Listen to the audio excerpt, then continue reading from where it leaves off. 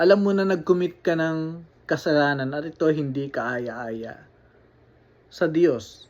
Unang-unang mararamdaman mo, siyempre nalulungkot ang iyong spirit. Okay? Balisa ka. Okay? Dahil nalulungkot ang iyong espiritu, nawawala yung joy of your salvation. At hindi mo matatanggi yun. Hindi mo mapagtatakpan sa sarili mo yun. Ako, masaya ako ngayon kasi ganito blah blah blah, or going to the church and then hindi ka naman talaga nagrepent doon sa kasalanan mo. Patuloy mo pa rin ginagawa yung kasalanan mo, and that is not repentance. Okay? Mamaya sasabihin ko sa inyo yung dalawang bagay na yan. Okay? So,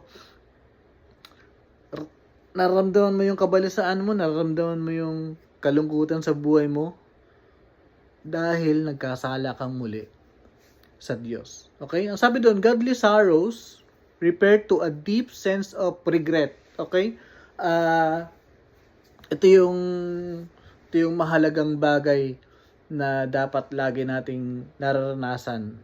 Hindi nararanasan, kundi aware tayo na kapag nagkasala tayo, okay, yung sense of regret, remorse, or repentance that is motivated by a desire to please God and align with His will. I mean, alam mo na hindi yun kalooban ng Diyos. Alam mo na yung kasalanan na commit mo ay na-open mo ang Diyos. Okay? Yun lang ang maganda sa mga believers, na kapag nag-commit ng kasalanan, alam natin. Unlike before, natural lang sa atin na mag-commit ng kasalanan, hindi natin alam kasi nga hindi tayo aware, di ba? Mabuti pa nung una hindi ako aware na may kasalanan ako. Well, hindi ka nga aware na may kasalanan ka, pero yung consequence naman na hindi ka aware ay sobrang tindi naman nun, dahil ayaw ng Diyos ng kasalanan. At mabuti naman, naintindihan mo na kailangan mo palang humingi ng kapatawaran sa mga kasalanan mo kasi mapapahamak ka. Which is good kasi may nag-share ng salvation sa atin. Okay? So, ano ibig sabihin nito? Well, meron dalawang Kristiyano raw. Okay? May dalawang Kristiyano raw na hindi ko alam kung saan tayo doon. Sana doon tayo sa Christian talaga na talagang merong conviction talaga na isuko na talaga niya yung kanyang buhay, isuko na talaga niya yung kanyang sarili, at talaga i-commit niya na yung buhay niya sa Diyos. Okay, una, true repentance. Okay?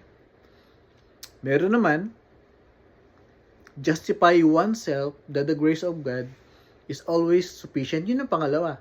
Anong ano doon? Anong pagkakaiba doon? Walang masama doon sa, I mean, hindi pala masama, okay? Masama pala yung kasalanan.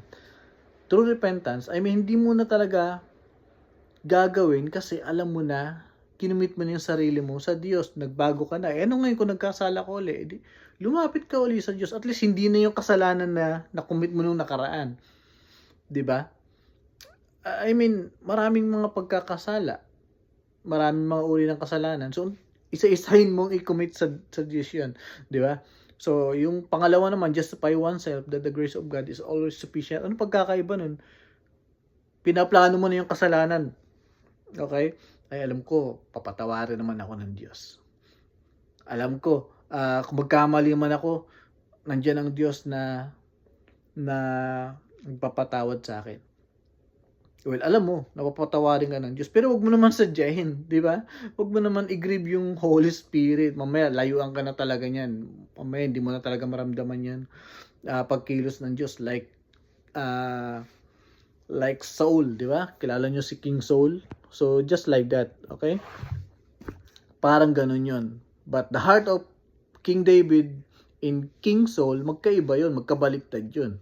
Talagang ang kinasiyahan ng Diyos ay ang puso nitong si King David.